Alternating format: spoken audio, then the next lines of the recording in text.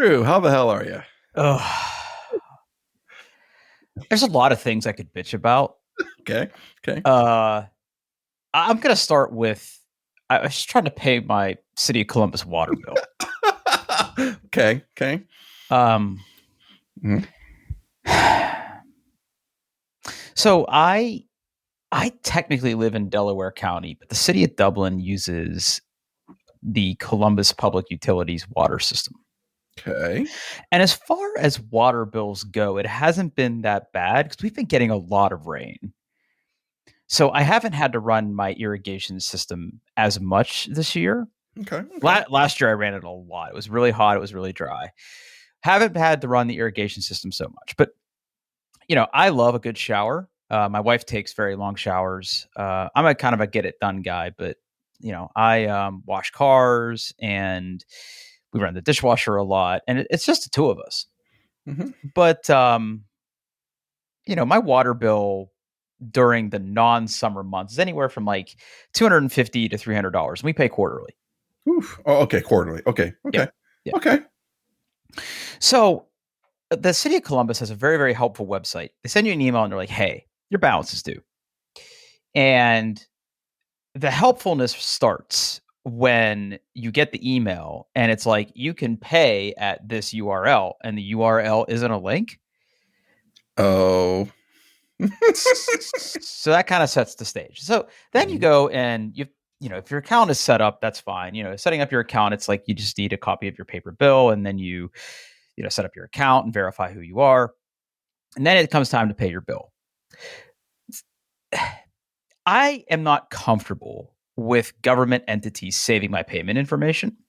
I get that. Yeah. Yeah. I don't know. But the only way to make a payment on their website is to first add a funding source, which can be a bank account, a credit card, or a debit card. Then you can set up either auto draft or you can actually pay your bill.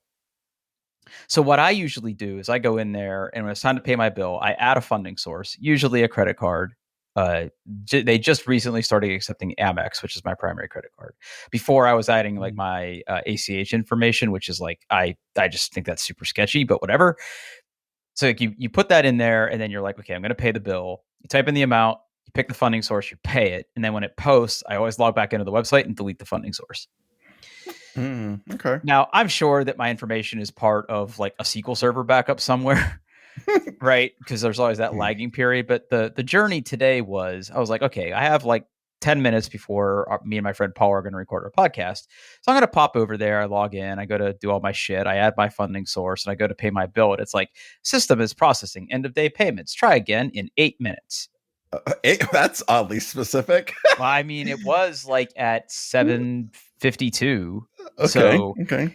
I guess that's when they make the bagels. I guess like that's Okay. yeah. Okay. How are you? What's going on with you? Just living life. Yeah. Yeah. Living life. Getting closer and closer to Zach's big day. Yeah. Yeah. Yep. Other big things. My daughter has been, well, basically she wants to join the high school tennis team. She's been participating in workouts and practices and tryouts over the next 2 days. So it's a very anxiety filled moment, but yeah. Can I tell you a deep, deep, dark secret shame that I have? Yes. What if I told you that I lettered in high school? You lettered in high school. Okay. Uh-huh. In tennis? In tennis. Oh, wow. Wow. I was a tennis player. Okay. So here's a funny story. Mhm. Where I grew up, there was like this place in the town that I grew up in called the Mounds. There might be an actual wiki page for this. Hold on a second. The mounds. The Mounds. So hold on. I have to update our show notes. This is where we're just going off the rails here. Okay. Okay. Let me see here. Let me see the Mounds. Let me see if there's actually. That's got to be a hard Google search. Just the mounds. Oh yeah, no. Okay, there's totally a thing. Okay. Okay. So what this is? Oh God, So where I grew up, there was a place called the Mounds, and there's going to be a link in the show notes to this. And what it is it Mhm. is an Indian burial ground of all things. Oh. And so basically, there's like these just giant domes that are covered with grass. And what it was is back in the day, the Indians basically dug out they dug out from underneath these domes of earth, buried their dead, and sealed them back up. And then over the years, grass grew over them. So then what did the city that I grew up in did? They built like baseball fields and football fields over them. America. Yep. Yep. So there is a marker by one of the baseball fields that I used to play little league at that signifies the location, and you can kind of see in that picture. It's not a great picture. You can kind of see in that picture at the bottom of the page. What is this? What is this? Mounds Park. Visit website. That doesn't do anything. Washington County, Pennsylvania. Stop it. Fuck. Monongahela culture is the Monongahela Indians. Anyway, the city of Monongahela that I grew up was named for the Monongahela Indians, and that's who's buried there. So anyway, I say all that to say is that there was like a big park that was built there, and there were tennis courts. So when I was growing up in the summertime, before we had Nintendo and before we had computers and things like in the internet, we used to do all sorts of things. We would go to the baseball fields when there weren't games, and we would play like pickup games of like, baseball. We would play hockey. We would just kind of run around and be idiots, in the park there. And there were these really nice tennis courts, and they were actually nice. They were actually well kept. And my parents had tennis rackets. So just one day, me and my friends just, grabbed some tennis rackets that our parents had, and we just started playing tennis. And like, I really liked playing it. So I would be out there, playing, and I like taught myself to serve, and I watched other people play, like people like adults that played, and I would Mhm. watch them, and I sort of like picked up on like, oh, that's how you keep score. And remember, we didn't have the internet. Like True. Yeah. I Yeah. couldn't go Google this. So like I had to learn how like the history of tennis and what it was. And there were kids in the neighborhood. Like it was a big neighborhood, and all the kids that lived around it went to the same school district as me. And like there were a couple kids that were older than me that were on the tennis team, and they would see me out there playing, and they're like, "You should join the tennis team." And I'm like, "I have never played organized tennis. I have no idea what I'm doing." And they're like, "It doesn't matter. You'll learn." And I didn't have to try out because there was only like 6 kids on the tennis team. So my sophomore year, I joined the tennis team, and I was like an alternate. And then my junior year, I was part of a doubles team. And then my senior year, I played doubles, and I would play a couple singles matches depending on who was available to play. I wasn't very good. I only won a couple matches. Like the doubles teams that I was on, we won a fair amount because my other teammate carried me. Got you. Yeah. But the really funny part was my senior year, or no, my junior year, that we had a foreign exchange student from the Netherlands, and this kid was like 6'4", Ooh. and he was basically a pro, and like he won every match that we played at. And anyway, so that's great. That's cool that your daughter is getting into that. So how Yeah. did she get into it? She just decided she wanted to play tennis. I don't know. She gets ideas in her heads. If Okay, tennis but like, if tennis doesn't work out, she wants to do ballet. So we'll see. okay, that's huh. Hmm. Yeah, yeah. Don't think about it too much. Don't think No, about it too much. Just that's just she's yeah, yeah. I'm trying to see if I can actually find me on the tennis roster. Hold on a second. I want to know, there's girls tennis. Where's boys tennis? There it is. Boys tennis. No schedule for the 2026 previous year. Oh, how far does this go back? I need to go all the way back to 1994. Nope, it only goes back to 2014. I guess that's when my school finally got the internet. There's got to be Ringgold High School tennis. Ringgold tennis. Nope. That's not even my school district. Anyway, okay. Well, I guarantee, like, if I would pull up my yearbook, there would be pictures of me in there. But I actually had a Letterman jacket with a little tennis pin, and everybody made fun of me for that.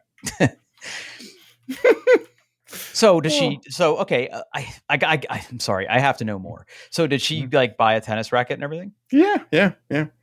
Yes, yeah, Now yep. where does she play? There's tennis courts at the high school.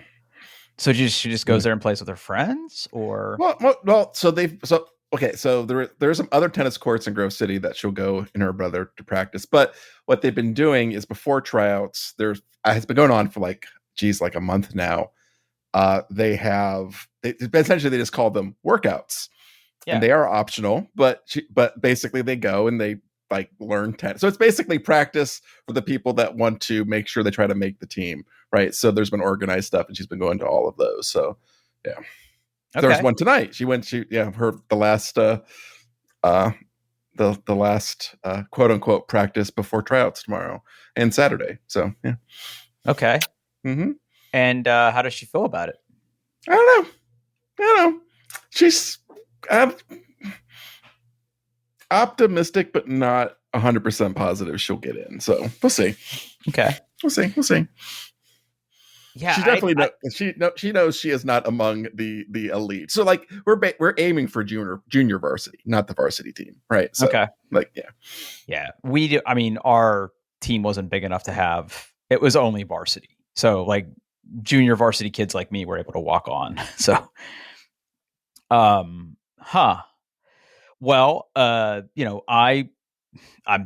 God, it's been I tried to teach Mandy to play tennis a few years ago. Mm-hmm. And we bought rackets and stuff. It was good to get back out there. If she ever wants to like practice and like just Okay. have somebody like return serve or just volley with her, let me know. I Okay. mean, I would love to get out there and play tennis again. I used to love to play tennis. Cool, good for her. Why, Yeah. good luck. Tell her I said Yes. good luck. That's awesome. We'll do. Yep. I want to go back to complaining. Okay. I'm ready for this. Okay. Uh, I'm about done with 1Password on the Okay. Mac. On the Really? Mac, yes. Why? What's wrong with it? So so let me say that I've been an avid 1Password enjoyer and recommender for Mm-hmm. years now. I still recommend it. I love it on my phone. It works wonderful on my phone. Hmm. But on my Mac Mini in Safari, it just doesn't fucking work anymore, or it's very, very spotty. Like it won't Hmm. autocomplete. It won't unlock with Touch ID. It like Oh no. when I'm using the Internet Explorer browser, everything Mm-hmm. works the way I want it to work. Like it pops up, it fills, the extension's fine, everything's good. I did some reading into it. Apparently, there's just situations where it sucks, and Mm. apparently, you can go onto the App Store and you can download the previous version of 1Password. So Yeah. 1Password 7, which Yeah. was like the one before they redid it or whatever. Mm-hmm. And apparently that fixes everything. Now, I haven't taken that step yet. I'm still trying to understand why it's not working. Hmm. But are you still using it, or are you using Apple passwords? No, I use 1Password. I have it running on 3 different Macs. We even use it at work. So I have like a work account and a personal Huh. account, and it is flawless every time.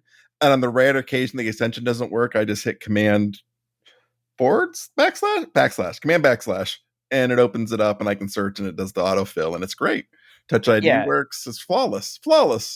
Yeah. I don't know. I don't know what's wrong with Hmm. my Mac Mini. Now, Mhm. here's the thing, and I haven't been able to correlate this to say that this is the problem.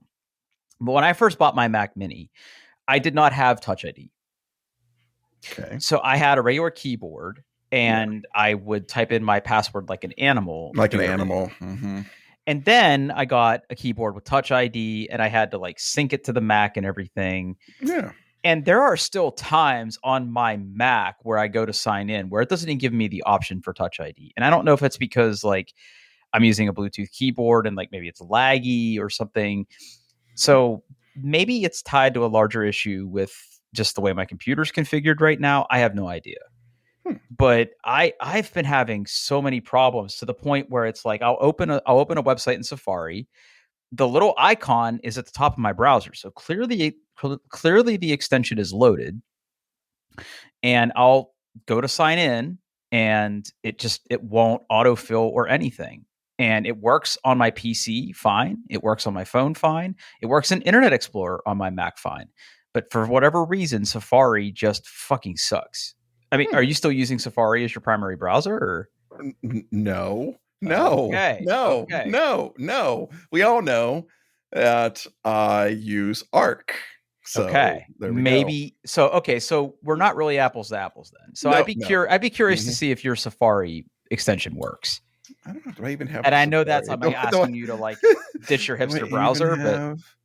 Okay, okay. I do have the extension installed. So let me just go to some place where I have to sign in. Let's just go to Google, log into Gmail. I'm going to sign in.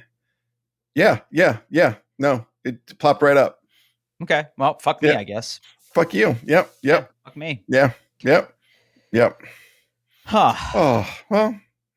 So if you're gonna try going back to the one password classic, That might one be password 7. that might be what I do. Okay. I continue to get frustrated because like again, Mhm. my Mac is what I use it at least once a day. I love my Mac Mini. That's what I do like my email on. That's what I pay all my bills on. Most of my internet shopping I do on that. I love it. I use it. I also use it for my blogging. I also use it for work, kind of like when I need to do development that I can't do like on my work computer because of like corporate firewalls and enterprise software.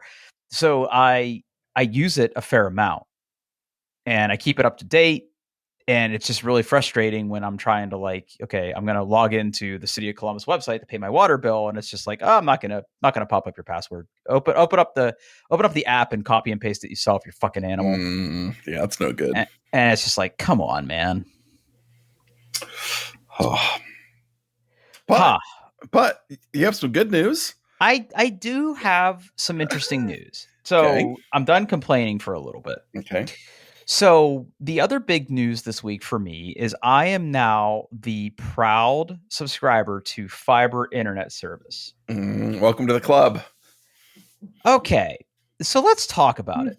Mm-hmm. So here's the thing: the city of Columbus, I'm sorry, the city of Dublin, Ohio, way back in 2023 announced that they had selected this company called Alta Fiber, which is a Cincinnati based company that was basically going to be responsible for wiring the entire city of Dublin with a fiber network. It was going to be fiber to every home, was the plan. Mm. And basically, what they did is they gave like a relative time frame to say that this is going to be a 3-year project and they're going to do it in phases. So if you go to that link and you go to the website, you can there's here, I'll just put this in here. This is probably the best way to do it. On the press release, there's also a link that talks about like the schedule about when they're going to bring the different fiber service. And if you look at that map, it's basically like, they were doing it in phases. So like phase 1, then phase 2, and then phase 3. And I think technically I live in phase 3. So phase 3 was targeted for 2025. Now, every occasionally I would see an Alta Fiber truck in Dublin when I was driving around, and I would be like, I should probably check and see like if they're going to be coming to my neighborhood. And I would go to the website and I would check availability, and it would say, hey, you don't have availability. So then a couple weeks ago, so I saw some men walking around in my yard, and Men. Yep. men, yeah, men in high visibility vests. Mm-hmm. And I was like, and they had like the little ground sensing radars out. So I thought maybe it was the city of Dublin was going to do something because, they're supposed to replace the asphalt on our road in the next year. So they were marking utility lines because there's like a big gas line that runs on the edge of my property. There's some drains and some sewer lines and some water lines and power lines and all this other stuff. And they're out there and they're marking it, whatever. And I didn't think anything of it. So a couple days later, all this heavy machinery shows up in my neighborhood. Oh. Yeah. And I was down in my office and Vito was asleep upstairs. And I heard this like thud, thud, thud noise from outside. And I'm like, Mhm. okay. So I go upstairs Mhm. and I didn't, I don't know how it happened, but there was just a pile of dirt in my yard Oh, with a neat. hole. There were like 2 or 3 holes dug in my yard. Hmm. So what they were doing is they were fishing the conduit up and down my entire street. So in my front yard right now, there are 2 holes dug in my front yard, one at the corner and one at the middle of the yard.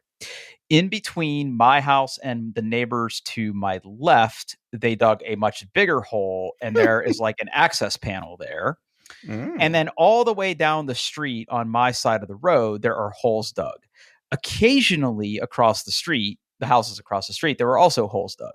And they were out there for like a week and they had their machines and they were pulling the conduit through everything and then they were backfilling the holes. And I was like, okay, cool, fiber's coming. And I thought, okay, they're going to be, they're going to do this and then they have to like terminate all the stuff and install the hardware. I was like, it's nice to see progress, but they're probably a little way a ways from getting me installed. Yeah. So Monday, I walk out to check the mail outside, and there's a man in a polo shirt that says Alta Fiber walking up and down the street. Oh, he's starting to sell. Yeah, so he sees me and he walks over and he goes, "Hey, I don't know if you've noticed, but we've been installing fiber in your neighborhood." And I'm like, "The devil you say." You don't say, right? Hmm. Hmm. So he was like, well, we're starting to sign people up and we can have appointments for you here in the, very near future. And I'm like, fuck, let's go. Let's do it. Yeah. I was like, well, how soon? He's like, well, they just finished pulling the wires and everything here, last week, and they can start terminating connections here. And, your house is right next to one of the access panels. So you could be like one of the first ones in the neighborhood. And I am right at the entrance of the neighborhood. So I guess that kind of makes sense.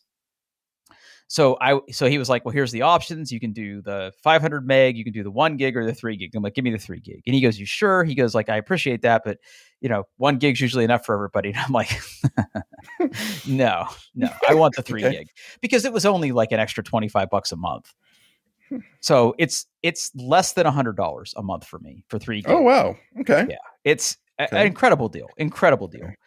So he takes all my information and he goes, all right, here's what I'm going to do. I'm going to go back to my truck and I'm going to get you scheduled and you're going to get like an email and a phone call when they're ready to come out. So I'm like, great. And I'm thinking, man, they're probably weeks out of getting people connected and everything, right? Hmm. Not 2 hours later, I get an email. Hey, your installation date is tomorrow. Oh, wow. Yeah. So the guy showed up at my house. He basically came out. He went into that little access panel between the 2 houses. He connected up the wire. He had to drill a hole in the side of my house and fish the wire in. And he he came into the house and he's like, well, where do you want the drop? And I was like, well, I've got all my networking gear right here. Can you do it here? And he's like, yeah, no problem.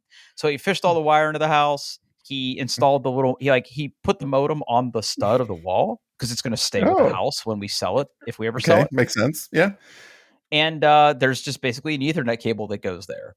And my particular Ubiquity stuff, my port that goes like for the WAN port is a 2.5 gig Ethernet port.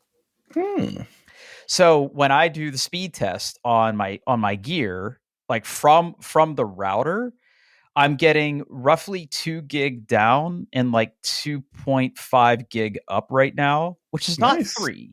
Not 3.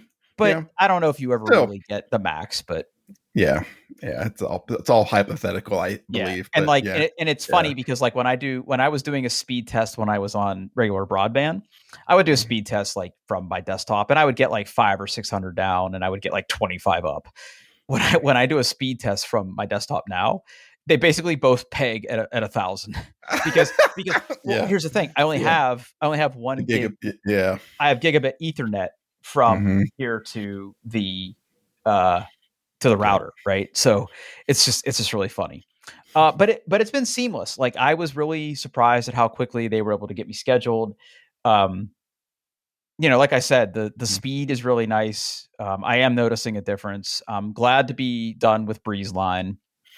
I can And imagine. Yep. and Yep. I mean, back when they were wide open west, they were great. I was not a fan of the breeze line change, but it is what it is. Uh, yeah, no, it's great. I'm so glad to finally have fiber internet. So, how long have you had it? Oh, geez. I've had it for about 4 years, I think. Who's your No, who's your maybe provider? longer. So it is a company called Point Broadband. Okay, Uh, they acquired the company that originally laid the fiber. They were IntelliWave. They got bought out entirely. But when they were, building all the houses out here, IntelliWave, what they used to do is they did like point to point wireless for people out in the suburbs who can't get, or like people out on a farm in the middle of the nowhere that can't get like, like Spectrum's never going to pull a cable to them, right? So they get right. shitty wireless internet. But they were smart when all these houses were being built and all the infrastructure was coming in. They basically said like, "Hey, well, if you let us, we'll pull fiber when you pull all the power lines through, and then we just go, and they basically just have to do the house to house installation." And it did take them about like a year after our house was built for them to get everything, like they had run the fiber but nothing was hooked up. It took them about a year to get all that done, and then I switched over as soon as I got something in the mail saying, "Hey, it's finally time, you have fiber." I called right away. It was like, "Yep, let's do this. No more Spectrum for me, thank you." Yeah, Yeah. And I just they only offer like a gigabit out here, so I have the gigabit symmetrical, yeah. and I So pay a little mine. bit extra to have a static IP address. But yeah, Oh, I don't even know if they offer that for me, yeah, but I do. I do dynamic DNS for everything. yeah. Um, I had to yeah. do that. The only way, so basically, like their private IP address is also shorthand for we don't have our firewall blocking incoming traffic. So like Oh, at the time I was really big into like Plex remote sharing, and that wouldn't work unless I got a public static IP address. So even gotcha. though I really don't do that anymore, I still pay for it because at this point, like I can pick my IP address out of a lineup. Like Yeah, I know. Oh, that's me. Yep. Yep. yeah. hmm Well, that's cool. Yeah. So this Yep. is 3 gig symmetrical. I have not come close to pushing it yet. I'm gonna try to do maybe some streaming tomorrow where I adjust some of my outbound streaming settings to see if I can A up the little higher. quality now that I have the extra bandwidth. Yeah. Yeah. So Yeah. that'll be interesting to see because I think that's where I'll see the biggest difference.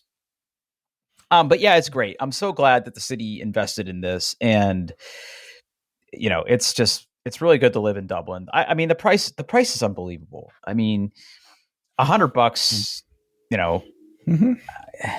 I mean, if I don't end up ever touching 3 gigs, I'll just downgrade to the 1 gig and save an extra $25 a month. But still, they don't, I'm Mm-hmm. doing what they call the bring your own gateway option. So I have like the modem they installed it's their equipment and I don't pay for it. It's part of the house now, right? It's kind of like a water Okay. meter or a gas meter. It's just infrastructure that is owned by them that lives in my house. And they don't charge me a monthly fee for it. Like, when you get a router or a modem from like your cable company, you have to pay like a monthly fee for Mm-hmm. that, right? Yeah. Um, there's no charge on my bill for that. So I have the bring your own gateway option, which is like, it's literally just an Ethernet port. There's no router, right? It's Yeah. literally Yeah. just an Ethernet port. Yeah, all I have is like the fiber comes into the house, goes into a box, and then Ethernet's on the other Right. side. Like that's all I Right. have. Yeah, yeah. Yeah. So, you need to now they have that. Like if you need hmm that, like you can get that and they charge Yes, you. yes. Yeah, yeah. Um yeah, no, it's been great. And like I said, Good. the guy was super nice that did it and he put the drop exactly where I wanted it and everything's super great. So yeah, it's good to finally be part of the fiber club. And Yeah. it's just funny because all of my friends that live in Powell or Hilliard have had fiber for a while now. Like I know hmm Frontier is over in Powell, and then there's AT&T I think is down in Hilliard. So people have been using that for a while now. So it's finally good to join the club.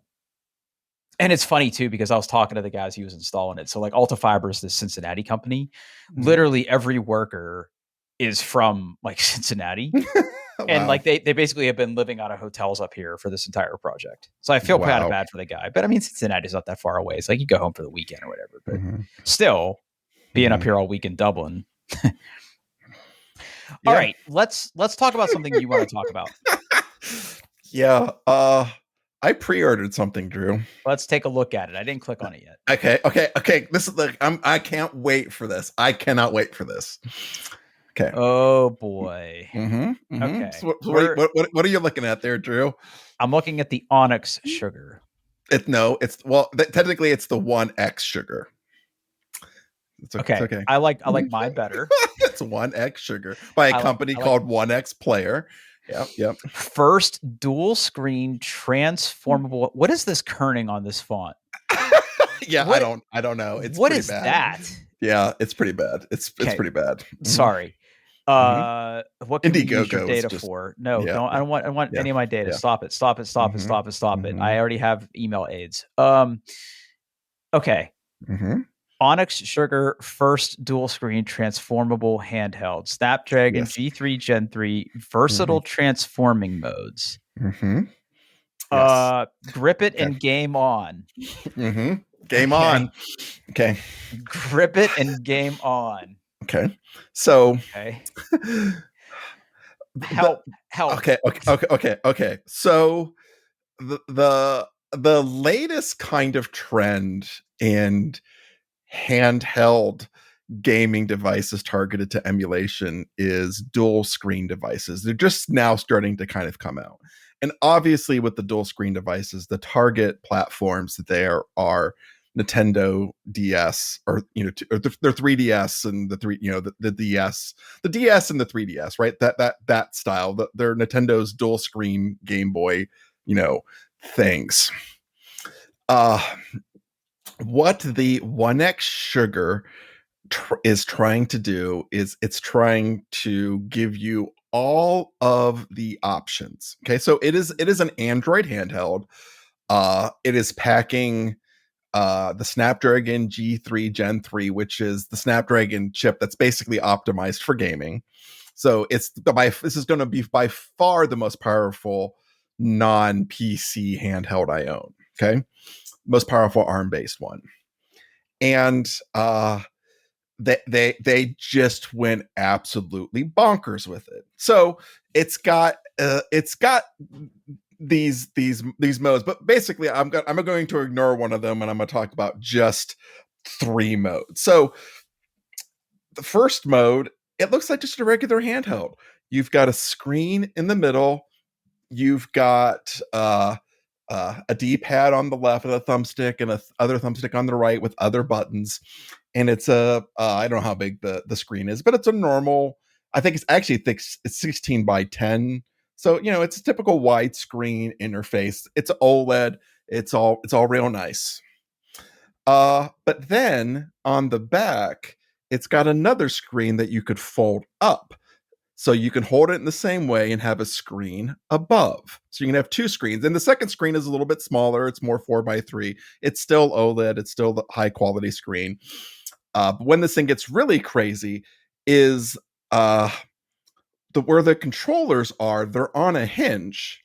So you can take them and flip them and make it so the big screen is on top and the little screen is on the bottom. And the controls are then by the little screen. And that's your 3DS, 2DS mode. It is coming out in September. They have they're not the final devices, but they sent kind of proof of or they're prototypes to a bunch of different reviewers. And while there is some question about, there's a couple things that hold people a little bit up. One, it's heavy. Obviously, it's got 2 screens, it's got hinges, it's crazy, it's an aluminum frame, it's nuts, it's heavy.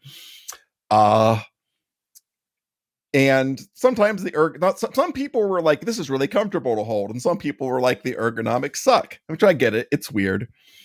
The other thing that's kind of weird about it is so since the controllers kind of like rotate and flip, so sometimes like the thumbsticks are on the top and sometimes they're on the bottom. So the buttons, the face buttons, which also act as a D-pad, they don't have they don't have like A, B, X, Y on them. They just have generic symbols because things can flip.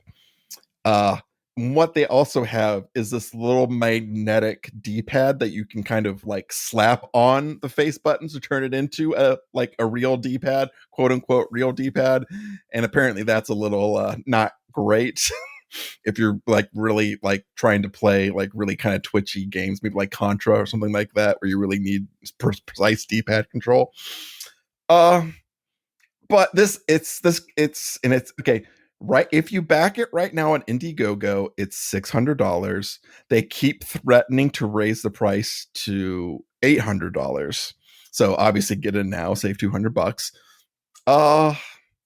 And I had heard about this vaguely from, because I'm plugged into the handheld community. I listen to podcasts. I read, I watch YouTube videos. I read shit. I heard this was coming, and I was aware of 1X Sugar because they make. What I heard about them for is they make kind of like all-in-one self-enclosed eGPUs.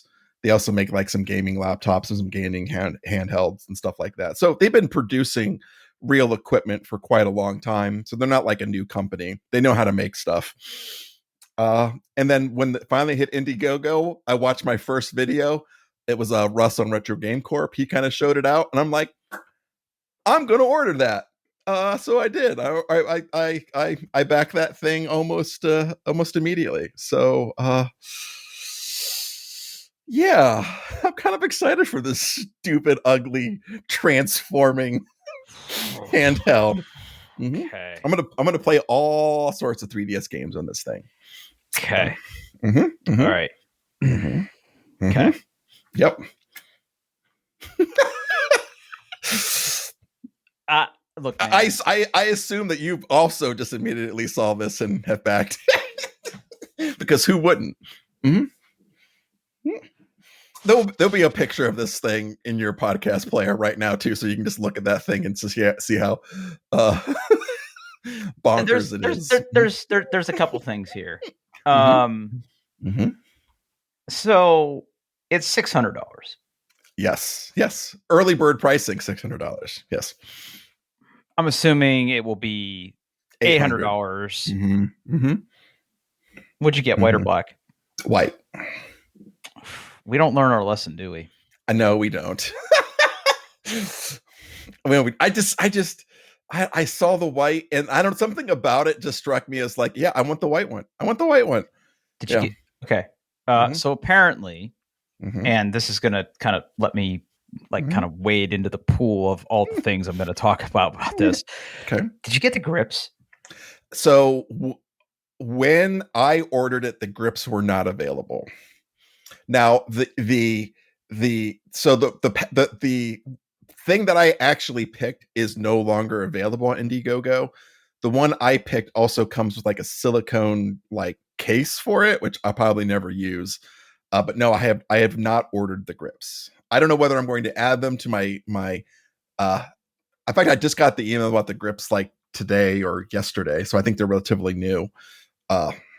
Probably in some feedback to people saying that it's maybe not the best thing to hold. So like, we'll just print some plastic things you can snap onto them and get the grips. But as of now, no grips. Yeah.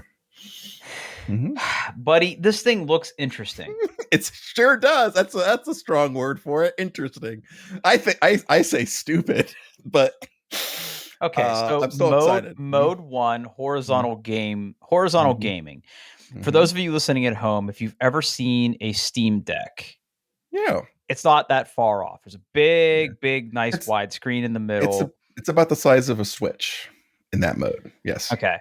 And then you got mode 2, and this is where things start to fall apart for me a little bit. Mm-hmm. So it looks like you take the controllers, and there's apparently some sort of hinge. Yes. It's almost like you rotate the device 180 degrees. You flip those controllers up, and now you're holding onto two little paddles with a screen on the other end. Yes. Yeah. I think the real I think the real thing that we need to be careful about there is where's the center of gravity on that bitch? Yeah, I'm not sure I'd use that particular mode. That's okay. Whatever. Yeah. Yeah. Yeah. And then you Yeah. got mode 3, Mm-hmm. which is like you said, kind of the 3DS type thing Mm-hmm. where you've got Mm-hmm. now here's the interesting thing. It's got the Mm-hmm. wider screen on top, Mm-hmm. it's got the smaller screen underneath, and the Mm-hmm. controls are right side by side. Yes. That kind of fucks. Like I like Mm-hmm. the way that looks. Mm-hmm. I think that mode is primarily what I am buying it for. Yeah. Yeah. Okay. Mm-hmm. I'm on board. And then you Mm-hmm. got mode 4. Yeah. And mode 4 is a lot like mode 1, except now you got a little screen sticking out of the top. Mm-hmm. Yep. Top bottom display. Mm-hmm. So mode 3 is dual screen A folded standing. Mm-hmm. And mode 4 is dual screen B top bottom display. Yes. Yes. Yep. So like the examples I have seen there is well primarily is people watching YouTube on that top screen where they're playing a game on the regular screen, or they have a guide open or something. Yeah. Oh, so that's a possibility with this? Yes, absolutely. Because Android fully supports dual screen devices or multiple screen devices, so you can have different apps running. You could have like a browser open out top. Mm-hmm. Yep. Yep. Yep. Okay. Or you could be playing like a classic 4x3 game on the top screen and have your browser open on the bottom screen. Or watch porn on the bottom screen while you play Metroid. I don't know, whatever you want to do. Universal emulation. Stream seamlessly. Instantly switch between PC and handheld. Mm-hmm. So you can stream from your computer to this? You got to install some shitty software? Yeah, you can install something like Moonlight or something, whatever. Yeah. Pass. Yeah. Mm-hmm. Yeah. But, Now I see towards further down what you're talking about there. Yeah. Man, that thing is thick. It's big. Yep. Ooh. And it's got magnets so everything snaps into place. Yeah, it's thick. She thick. Reliable hinge design. And the reason why they kind of say that it's thick is like the core of it is an aluminum frame and all the hinges and stuff attached to that. So there's that, you know, and it's touchscreen. Both are touchscreen. I think one of the reasons why she be so thick, there's been a lot of flip style handhelds, right? So like it closes like a clamshell. And there's always YouTube videos of people like on the first day saying like, my hinges broke. Mm-hmm. Right? That's a very big thing, is people making these cheap devices. You spend $80 and your hinge breaks in 2 weeks. So I think they went the total opposite, and they're like, yeah, we tried to make this as because it's got a lot of moving parts. Let's be honest. Like there's a lot of hinges, there's a lot of shit moving around. Yeah, so they tried to make it as solid as they could. So yeah. Okay, so now if there's one thing I know about you, it's that you love rainbow LEDs. I sure do. Love them so much. RGB joystick ring, style meets power ring indicator, feel the battle vibes. It's inspired by mecha dashboards. This glowing ring breathes life into your console. Light up to instantly show battery status and charging progress. Signature tin box. Oh, okay. It comes in a little tin box. Oh, very nice. Very nice. Yes. Okay. Yes. Front, back, up, down, left, right. So I gotta be honest. I kind of dig it. Yeah. I wasn't sure at first. You're making a lot. You're making a lot of good points here. $600 though. I know. It's not. It's not cheap. But I haven't done a lot of like 2DS, 3DS emulation. It is totally possible, but usually it's like like the second screen is much smaller and you have to hit a touch, you have to hit a series of buttons to switch the screens over, but this is being able to emulate that, and this is growing on me by the second. This is it. Growing on me by the second. Yep. If you're on the fence. I mean, there's various YouTube videos. The one that I think is probably the most like optimistic. Let's see if I can find it. Is from The Verge. I love me some Verge. I'm gonna put a hot Verge link in here. Uh, Oh wow, they have a and silicone case. yeah, that's what the silicone case is came with what I ordered. Yeah, yeah, Wow. yeah. So hopefully it's gonna be shipping in September. So yeah, yeah, Pre-applied screen protectors. What? yeah. Whatever. Who cares? When do they? So if I were to back this, when do they actually charge me? I don't know. At time of backing or when it ships? I don't think I've been charged yet. I think it's like Kickstarter when like it like when the campaign ends, but I could be wrong about that. I don't know. Let me look at my credit card transactions. Let's see. When did I? No, Silicone that's case is not only a. $15, and then the protective case, I guess, is the carrying case. Yeah, I don't know. Yeah, A hard shell carrying case for $9. I mean, yeah. There you can't go. afford not to. I don't think I've been charged yet. Ooh, this is dangerous, buddy. Yeah. Proceed to checkout. Okay, let's see. Let's find my email. When did I bet 1x sugar?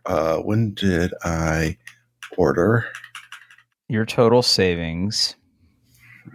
It's okay. It says submit payment though. Yeah, I had to put in payment information. But I don't think Yeah. it actually charged me yet. Indiegogo. Let's see. Item kind. Thanks for backing 1x sugar. So it was on July 21st. So let me.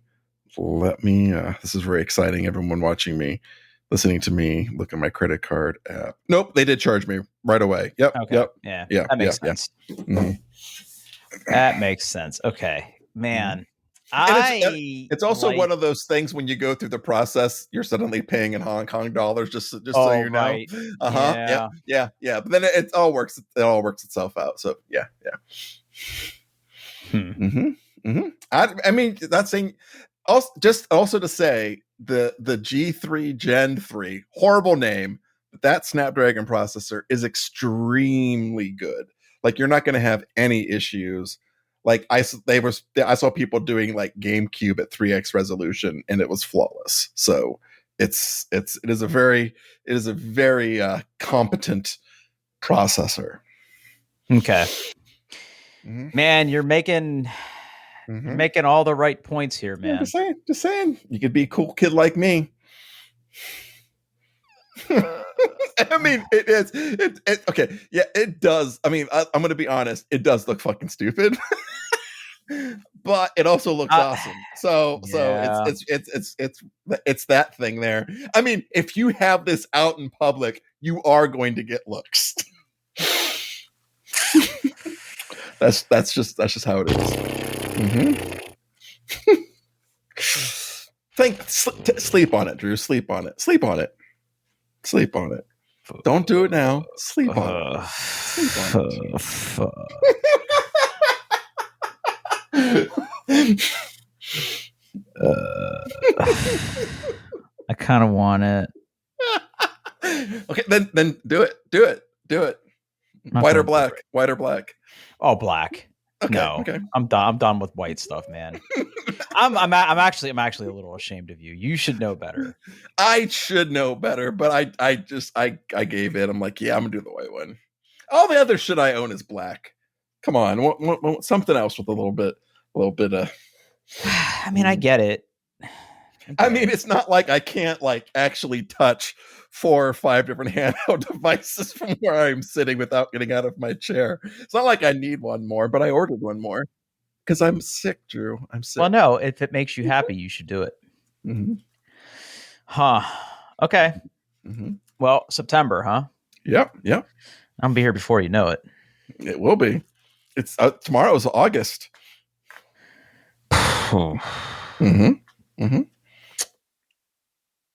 Man, why do you do this to me? I'm just sharing you little bits of my life, and part of my life is collecting handheld gaming devices. Yeah. Mm-hmm. Mm-hmm. Mm-hmm. Yeah. Oh. Okay. I gotta stop looking at this thing because I'm gonna fucking buy it. Mm-hmm. All right. So first of all, happy for you. Last thing I want to Mm-hmm. mention here Okay. is, have you been following the Asus ROG Xbox Ally stuff? Yeah. Yes. Yes. Yes. In fact, like the first of the AMD Z2 Extreme chips that the Asus ROG Xbox Ally X, whatever the fuck it's called, is going to have. Like the MS, the horribly named like MS Claw 8 AI is got released in China, and people have like exported it and have started benchmarking that processor. So yes, it's very excited. It looks like, it's a pretty good bump over the existing AMD chips. A But yeah, thousand it's gonna dollar, $1,000 thousand. handheld though. Yeah, yeah, yes, $1,000 handheld. Yes, yes, yes. All to run Windows. Yeah, I I am not going to.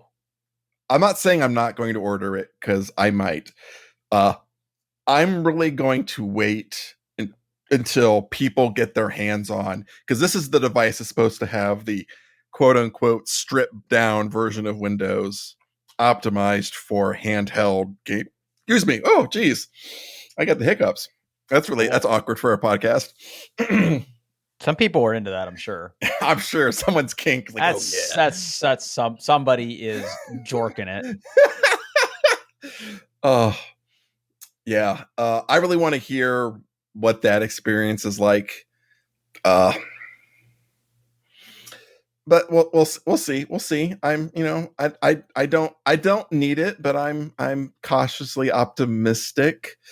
Uh, like I said, the processor that comes with it is looks like that is really going to be really good. So if people start talking, or I mean, I'm sure I can put Steam on it, Steam OS on it if I wanted to as well. So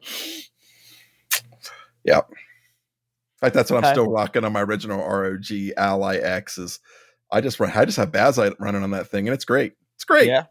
Mm-hmm. Huh. Yep, and the official SteamOS distribution is getting really close to being feature complete for these devices as well. So, Oh, yeah, really? mm-hmm. Yeah, it's already out. The Legion Go S, I believe, is you can already order that with SteamOS on it, like from the manufacturer. And there's a beta channel of Steam OS that you can already install on like the regular Legion Go and the ROG allies and stuff like that. It's just not 100% feature complete yet. It's getting better all the time, but yeah. Okay. Mm-hmm. Well, I'm really anxious for you to get both of these because I know Okay. you will probably order one. We'll see. Probably. You're a big handheld gaming guy these days. Mm-hmm. I am. You I don't feel do. like you're cheating on your PlayStation with that? No, I don't. I Oh, don't. okay. I mean, I still love my PlayStation. I still go to that for like it's my AAA gaming device. But if I just want to putz around and game like Dredge or Cult of the Lamb or heck even some Diablo 4 on that thing, I just grab my ROG LAX and it's great. Yeah. Hmm. Mm-hmm. All right. Well, can I talk about something I bought? Absolutely. Okay. So, regular listeners to this podcast will know that I am a firearms enjoyer. Mm-hmm. And one thing that let me back up. So one of the areas that I've invested in over the past couple of years is I've been buying suppressors for guns. And that's a whole process. And you can go back and listen to the previous podcast, or you could just Google National Firearms Act and the hoops you have to jump through to buy a suppressor. I'm not here to debate whether or not the NFA is valid or not, or if it's good or if it's bad, or if suppressors are like an evil thing that people shouldn't have. Side note: the big beautiful bill that apparently passed. One of the things that was tucked inside of there is somebody tucked into that bill what is known as the Hearing Protection Act. And essentially, as part of that, the $200 fee that you have to pay the government for the privilege of asking them if you can own one of these things is going to go away. Oh, okay. So now you still have to do the paperwork. You still have to do the paperwork, but the tax stamp, which is the $200 fee for an item that falls under the National Firearms Act, is going to go away January 1st. Hmm. I'm ambivalent about that. I will say that look, $200 is a lot of money, especially for people who are, maybe just getting into this, or people like me who have a lot of these devices that fall under the National Firearms Act. And if I want to transfer those into like a gun trust, I would have to pay that fee again to do it. So when January 1st rolls around, if that all comes to fruition, and it looks like it will, I will probably transfer some of these things into like an actual NFA trust, so that there's like lineage and succession planning and things that happen Yeah. if I were to like die. But anyway, that was really interesting. But the one thing that I am sort of doing now is I'm starting to investigate short barreled rifles. So we talked about this a little bit before because I've already gone through this process with one of my firearms. When I bought my H&K SP5, which is like the civilian version of the Heckler & Koch MP5, it's a 9mm pistol caliber carbine. I wanted to put a folding stock on it. That reclassifies it from a pistol to a rifle because the barrel is short and it has a stock. That is an NFA item. You have to go through the whole process. There's a different form you fill out for that versus a suppressor, because you're technically, in the letter of the law, building a gun and not buying an NFA item like a suppressor. So anyway, I've been on a quest to build a new short barreled rifle that's actual rifle caliber. And, I've been sort of exploring different options, different calibers. What do I want to use this for? Like, what's kind of the goal of it? Like, how do I see this playing out? And I looked at buying a whole new gun, and what that would cost, for what I wanted and everything. And then I kind of took a step back and I said, why don't I just modify one of the guns that I have? So Right. that's what I'm ending up doing. And it's a really straightforward process. So like if you want to do this to a gun and you want to turn it into a short barreled rifle, what you basically have to do is you have to have the appropriate paperwork, and there are websites that can help you do this electronically now. You basically have to, tell them like, here's the gun that I want to modify, here's the serial number, here's any other engravings on the gun that help identify it. Here is the current length of the current length of the rifle from barrel to butt, and here will be the new dimensions after I modify it. So you have to submit all that information. You have to wait. It took my clearance to be about 4 days. Then you sort of have permission to do the change. And we talked about this before too, where like there's nothing stopping me from ordering parts or taking an axle grinder to my barrel to cut it in half, right? Right. Before I get permission, but technically you're breaking the law if you do that. So my thing was I was going to submit all the paperwork, get it all approved, and then order parts, or to take it to a gunsmith and have it done. So one of the guns that I own is an FN Herstal Scar 16. Now this is a really interesting gun. Also, I'm just gonna drop this in here because I forgot about this last time. I love this. One of my maybe top 20 favorite bands, Ouija Dude. They have a song called FN Scar 16. So there you go. I'm gonna put a Oh link. really? Yeah. Okay, It's I have to look. it is I mean, it's the video is really weird and you're probably gonna have to find a lyrics thing, but generally speaking, they're not pro this weapon. Gun. Okay. So this is a very interesting weapon with a lot of history. So Mm. what it was is it was a rifle that was built and submitted to militaries around the world to basically say, hey, this is a rifle that shoots the popular 5.56 by 45 millimeter NATO cartridge. It is a lot of polymer. It is, the lower end of it is polymer. It's got a folding stock. It's got a short stroke gas system. It's reliable. It supports caliber changes. It supports barrel changes very easily. And I'll sort of get into that in a minute.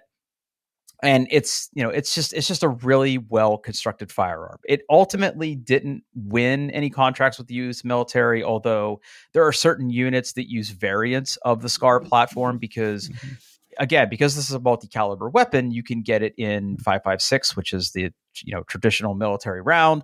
You can get it in 308, which is 7.62, which is the heavier round, and then you can also get the SCAR 20, which is a 20-inch barrel, like really really nice semi-automatic weapon for longer distance shooting, which people who know me know that I'm into that, and you can get it in a caliber called 6.5 Creedmoor.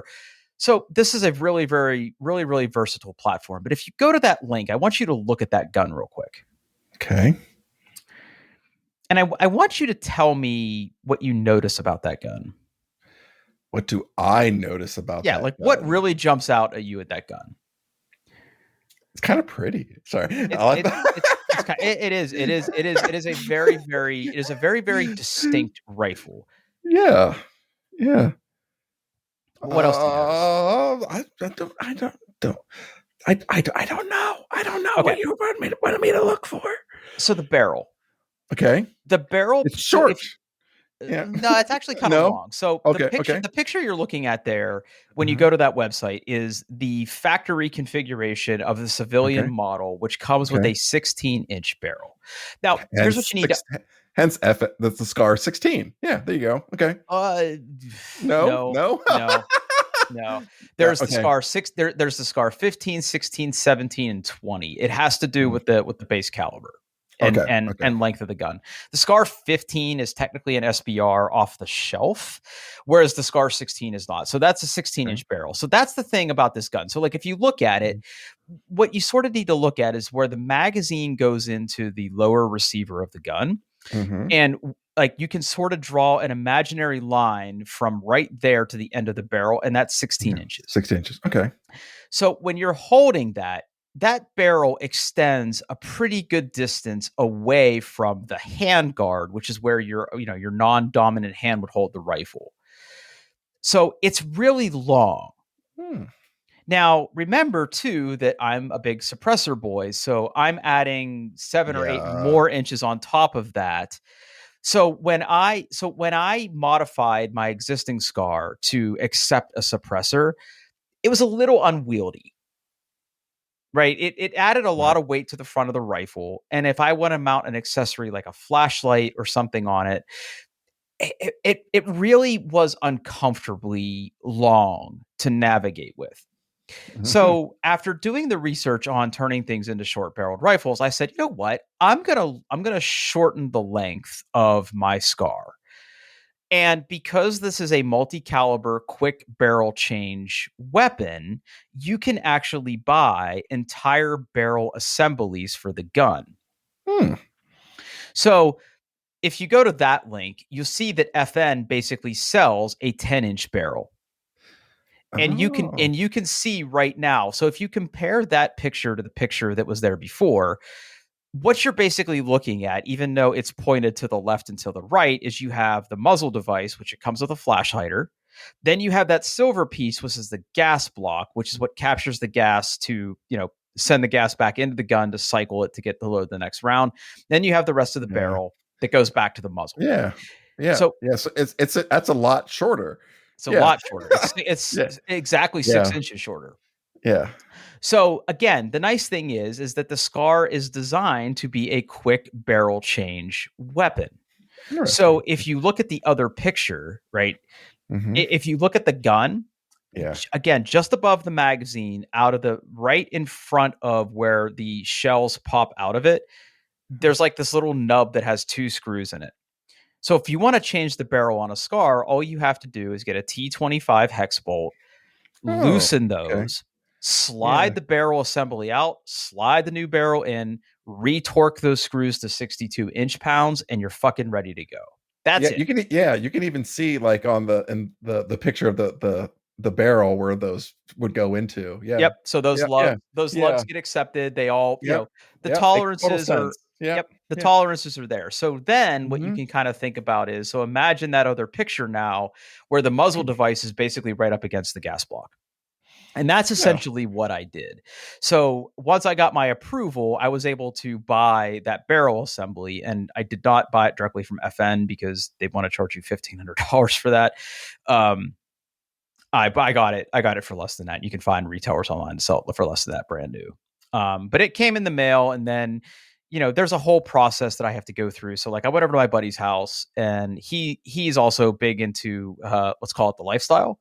So Okay. he has a lot of tools and things that I don't have. So we were able to take the existing muzzle device off, and I had to put a different muzzle device on that could accept my suppressor. But I wasn't done yet. So the other thing that you probably notice about that gun is that at the 3, 6, and 9 o'clock position, there are rails. And you can actually see this in the picture of the barrel, right? Like the 10-inch barrel. You kind of see how it has that toothy pattern at the bottom of the Mhm. barrel. Yeah, That's known absolutely. as that's known as a Picatinny rail. And that's what you mount accessories to. So like if you have Okay. like a vertical foregrip or a flashlight or a bipod or something, like that's what you put that on. One of the knocks against the SCAR platform is that a lot of other weapons manufacturers have moved away from this type of rail system. The more Mm. common thing they use now is this technology called M-lock. And what M-lock is it's a different way to mount accessories to the gun. And again, what FN Herstal gets a lot, and it stands for Fabrique Nationale. It's a Belgian-based company. They have sort of refused to adopt anything but Picatinny rail. Now, the top rail of the gun is also Picatinny rail, but that's kind of common because a lot of optics and scopes have to mount to that type of interface. But those side rails are very, very jagged, right? Because if you're looking at that picture of the barrel, you can kind of see that like there's the actual rail, but there's like a groove. So the way that accessories attach to that is they sort of clamp onto it. So there's like little things that go in between those little teeth, and then some Mhm. sort of tightening screw that tightens it to the rail. But when you have your hand on that, it's not very comfortable. I It's can not it's not a imagine. Yeah. it's not a Yeah. round surface. It's it's Mhm. it's very angular. It's very, very hard to hold. Now you can get things that clip onto it that make it a little easier to grab. But again, FN hasn't really adopted this whole M-lock mentality that the rest of the every single manufacturer of firearms seems to go to now. So, in addition to doing all that, I bought some other accessories for it. So, one of the other things that I did is I bought some parts from this company called Parker Mountain Machine, and I want to give them a shout out because they're great. They're one of the renowned manufacturers of basically bespoke parts for FN Herstal firearms. So, what I linked you to there is basically a lower rail panel that replaces that Picatinny rail on the bottom of the barrel, Mm. and you can see right away that it's very round, it's Yeah. smooth, it's aluminum, and it accepts the M-lock interface. So now all the accessories that I have for my other guns that mount M-lock can now attach to this gun. Now that requires some additional gunsmithing. I had to use a blowtorch to Ooh, basically, fancy. yeah. So basically, the screws that hold in that Picatinny rail on the bottom, where like red Loctite it in, and you have to like heat them up and then loosen the Mm. screws. It's a whole thing. Yeah. They Okay. also make rail elimination panels for the side of the gun. I also invested in some of those. And I can probably send you a picture that you can use for show art that shows what my gun looks like now. But I have Yeah. those on there as well. And again, they make really good stuff. I mean, they're machined really well and they're designed to go onto the gun, and it's really good. It has really transformed the way the gun feels, how much it weighs. I could still mount the suppressor to it perfectly fine. So basically, now with the suppressor, it's still shorter than the gun without the suppressor before. So I'm Okay. really happy with this. I haven't had a chance to shoot it yet. I'm gonna probably take it out Friday afternoon and just make sure that it doesn't explode, um, or parts don't go flying everywhere. Which that would Yeah. be kind of a bad day. That would be a bad day. Yeah. Yeah. Oh. But yeah, so that's been my quest for the past few weeks. This has been something I've been working on for a little bit now.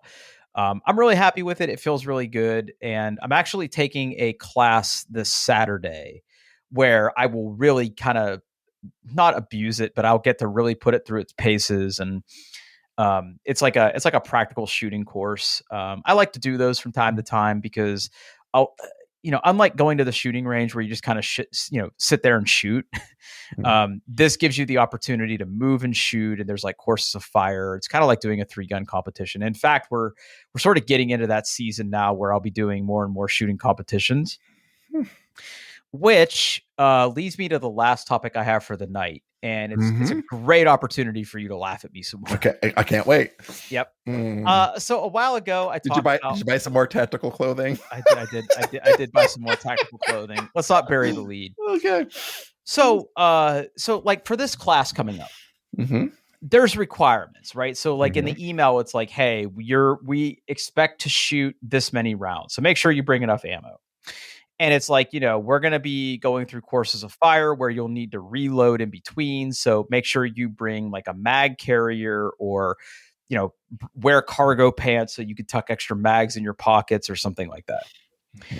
Now, when I've done shooting competitions in the past, especially pistol competitions, usually what I do is I just wear a regular belt.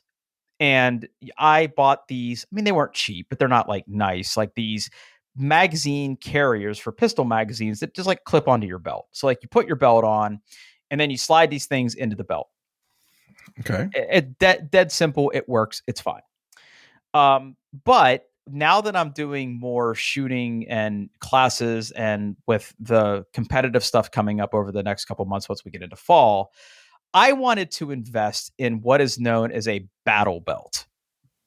Excuse me? Yeah. I don't want to hear it from you because you have a battle vest, right? I don't want to hear that. A battle belt. Okay. Yeah, so click on that link. So I ended up going with a company called GBRS. And what this is, what color? I went with the Coyote Brown. Okay. It was between that or the olive drab. I went with the Coyote Brown because I have a lot of things that are brown, like my recently modified FN Scar. So if you click on one of those pictures, some of the pictures have 2 belts showing in them. I'll kind of explain that in a second, but click a little bit further to the right where you can see the belt without the other belt. Yep. So what this is a really well constructed belt that's made out of nylon and Velcro and has a really, really nice clasp on the front that it's not fucking going anywhere, right? And it's built on the principle of MOLLE. So MOLLE, MOLLE, which stands for modular. What's it? Modular lightweight load carrying equipment. So the idea is that you mount accessories by basically taking the accessory, and it's kind of hard to tell from some of the pictures. You kind of have to scroll a little bit to the right again to go through there. But those little squares that are separated by those other panels are basically loops. So when you want to attach something to this, what you do is you get the pouch, and this company also sells pouches that hold like magazines for assault rifles or for pistols or whatever. So you sort of thread them through the top of the loop. It goes through that windowed panel in the middle and then out the bottom, and then there'll be like a clasp or some other retaining feature that basically secures it to the belt. Now, you might be thinking to yourself, well, okay, so do you put this belt through regular belt loops? And the answer is no. So if you go, so the way it works is it has an outer belt and an inner belt. So if you go back to the very, very first picture there, you'll see that there's like this basically strip of Velcro, right? The way it works is that's what goes through your belt loops. And then the battle belt secures to that around your waist. Okay. So when you need to get all your gear off, you don't have to take all that shit off. You literally just like kind of rip your belt off and like your And gear is off. your pants don't fall off. Yeah, and your pants don't fall off, and Yeah. like unlike when I use my other mag carriers, if I want to take my belt off, I got to like take all that shit off first and then take my belt off, right? So this is an easy way to mount a lot of accessories to your belt and then still give you the flexibility to have like different pouches or different equipment that's right around your waist so that you can, do what you need to do for some of these shooting competitions. So, what do you mount to this thing? So, there's like a whole bunch of different stuff. I think the easiest way to do it is just to show you this page. So if you go there, that's all the different pouches that they make. But literally, Molly is a system where you could order this from anybody, right? So what I ended up ordering is a set of the double rifle magazine pouches. And if you look at it, it gives you a really good example of what actually goes through the belt loop. Oh So yeah, I it, could it see sort of, that. Yeah, yeah. yeah, So like yeah. that's what goes through there. And there's on the double mag carrier, there's 4, 4. Mm-hmm. right? So it's like that has to go through 4 loops, and your belt is circular, right? So it kind of really keeps it in shape and in form around your belt. So that can carry 2 magazines, right? So I ordered one of those, and then I also got the double pistol magazine pouch. So again, in Coyote Brown, that also goes on the belt. Again, same thing. It's just that, I basically, the way that I have my belt set up is I put the belt on right near the front left. I have the pistol magazine pouch, and then a little further behind me, I have the magazines for the rifle. And then on the right hand side, I bought a really nice system. I think I got it from these guys. Let's see here. Oh, I thought I did. Did I not order it from them? Mounts. Let's see here. Let me find it real quick. I thought I ordered it from these guys. Bundles. I thought I ordered it from these guys.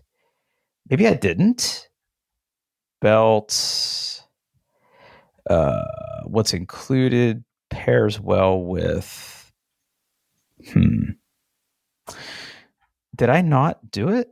Hang on. I'm actually like pissed now because I can't find the thing I wanted to show you because this part's really cool. Holsters, no. Mounts, medical pouches, slings, tools, and accessories. Man, this is unfortunate. I thought maybe they ran out of it. Huh. Oh, here, I'll find another link. So True North, what's it called? True North holster. Let's see. True North modular holster adapter. So I bought one of these too. And this again attaches to the belt. It is called a True North holster adapter. And what this is it's like a universal holster adapter. And I got this in black that again clips to your belt, and Okay. it accepts basically every manufacturer's holster mounting hardware. And like I really like, there's a company called Safariland that makes really good holsters, and they make a system that has like a quick detach thing. So the way that I have this set up is that I have this attached to my belt, and then screwed into this, I have the quick release system for various holsters that I own. So when I want to change which gun and which holster I want to run on my belt, all I have to do is basically use the quick release system that's mounted to this and swap out the holster. It's a really slick system. And it's very rigid. It's made out of aluminum. It's not going anywhere. And everything just kind of fits in there. So I've got all that attached to the belt too. And then the final piece. Wait, there's more. There's more. So what do we really care about when we go to the range, Paul? How many pockets you have? Well, technically I don't have any pockets, but true. Okay, true. Yep.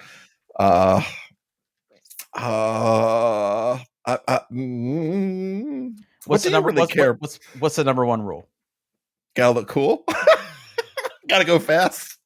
I mean, you do have to go fast in the competitions, but slow is smooth and smooth is fast. But what else do we really care about when we're shooting guns, especially shooting guns around other people? Well, safety, Safety is really safety. important, right? Yeah, yeah, because And yeah, guns are no joke. Yeah, yeah, yeah, and yeah. bullets make holes in things, and we It don't does. want bullets to make holes in our friends. No, no, no, you don't. But things can happen, True. Did you right? buy? Did you? Okay. I'm gonna wait. Okay. Mm-hmm. So one thing that's important is having medical supplies. Oh, okay. Okay. Okay. Now I don't know if you're familiar with the concept of IFAC and AFAC. I've Have never. you No, I heard don't those think so. before? No, I haven't. So IFAC stands for Individual First Aid Kit. Okay. And what they are is they're like you can technically you could buy like an empty pouch, stuff it full of ace bandages and a tourniquet and call it an IFAC, right? But you could also buy pre-assembled kits from companies that come with everything you would need that like if God forbid, I accidentally shoot myself or something happens where I catch a round in my arm or something. Like the number one thing you need to do is control bleeding. So what an IFAC is designed to do is that. So a lot of IFAC kits come with a tourniquet. They'll come with Yep. like gauze or bandages. They'll also come with compression gauze or chest seals, which like, if you were to get shot in the chest, what it literally is like a giant chest band-aid. Like you, like once you find the exit and entry wounds, like you literally slap those on there and it keeps the blood on the inside where it needs to be. Right. Yeah. A lot of them come with tourniquets because tourniquets are Mhm. like the number one life-saving device with like severe bleeding. So first of all, I've been wanting a good first aid kit for a while because like we just don't like I don't have a first aid kit in my truck.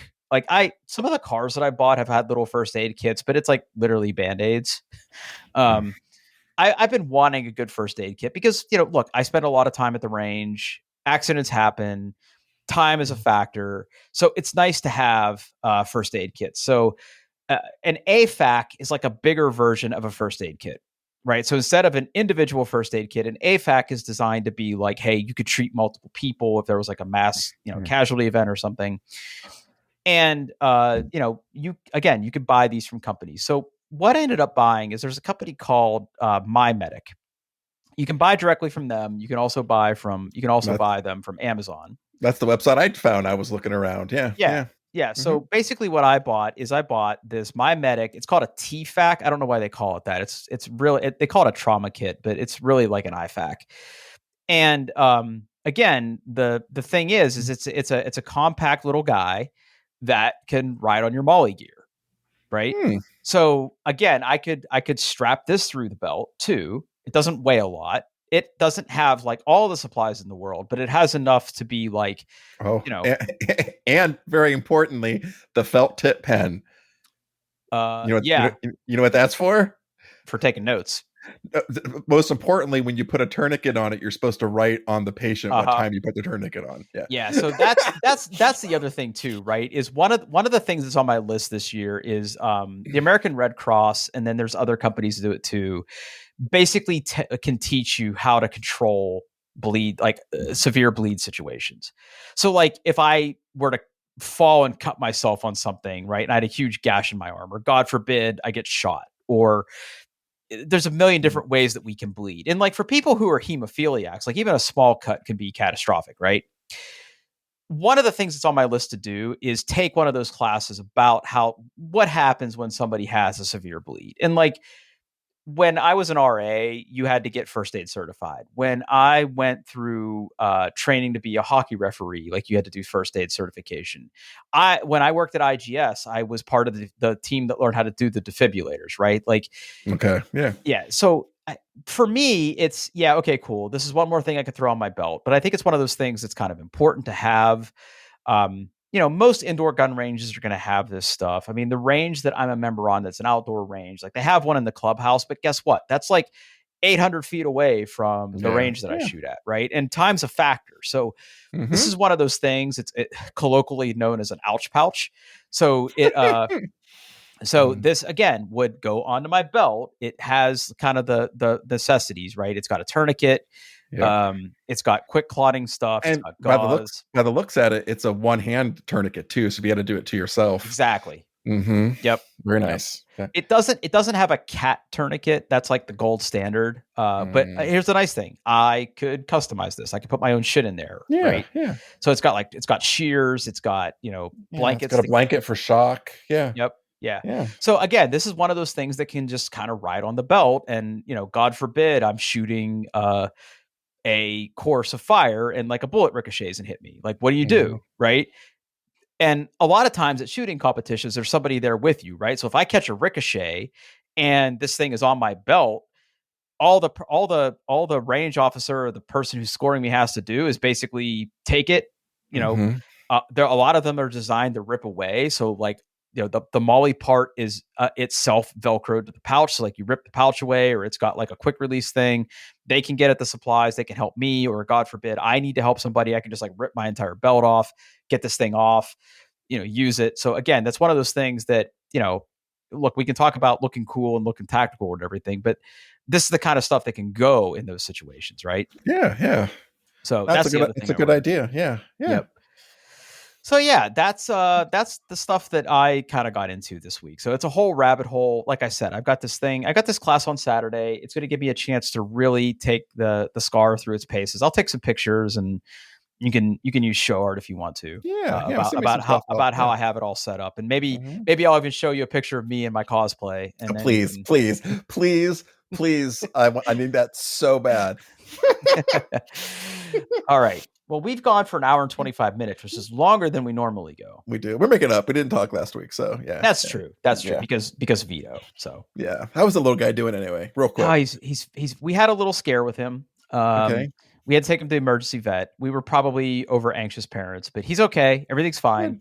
Good. Good. He was just acting a little weirdo, and we wanted to make sure he was okay. Turns Mhm. out he's fine. He's just a puppy. And now Mhm. he's very bitey, and it's hard to walk in my kitchen without a small 2.5 pound dog biting your legs. Getting nips. Yeah. Getting nips, getting after socks. Potty Good. training's going great. He's doing so Good. good. He's starting to get into a little routine where he sleeps during the day while daddy works. So you know, Good. he's Good. doing okay, man. He's doing good. Thanks for asking. Good. Good. Good. Good. Good. Uh, yeah. I'm gonna wrap this up here. Yeah. Yeah, let's get it Yeah, out of yeah, here. doingthebest.com. You can find all the show notes, links there. And hey, thanks for listening.